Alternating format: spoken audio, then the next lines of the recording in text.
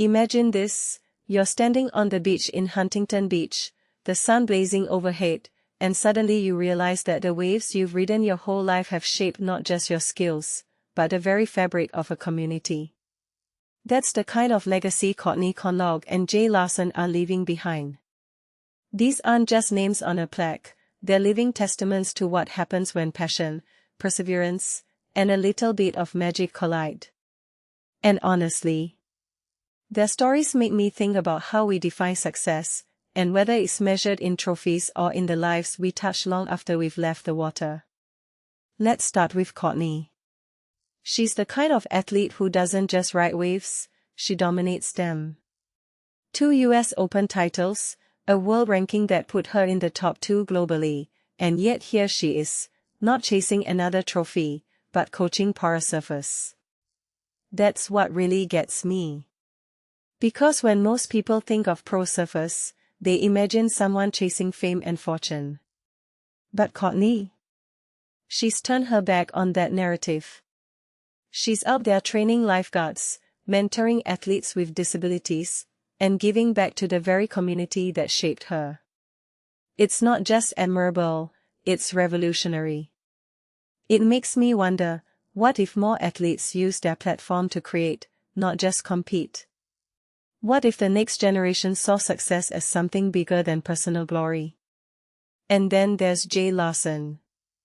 The guy who could ride a wave like it was his personal playground.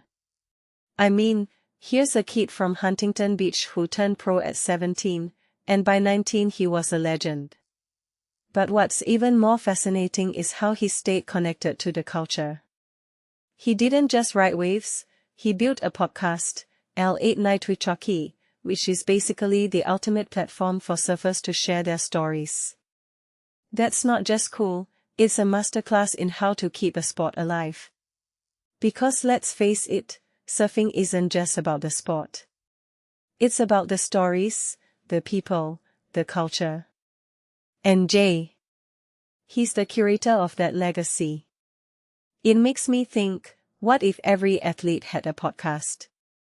What if every pro athlete used their voice to amplify others instead of just themselves? But here's the thing that really hits me, both Courtney and Jay talk about surfing as something that saved them. Courtney mentions gratitude, Jay talks about sacrifice and timing. And honestly, that's the most human part of their stories. Because surfing isn't just a sport, it's a lifeline. It's the thing that gave them purpose, direction, and a way to connect with others. It's not just about the waves, it's about the community, the shared struggle, the unspoken bond between people who've spent their lives chasing the same dream. And that's why their induction into the Hall of Fame isn't just about their achievements.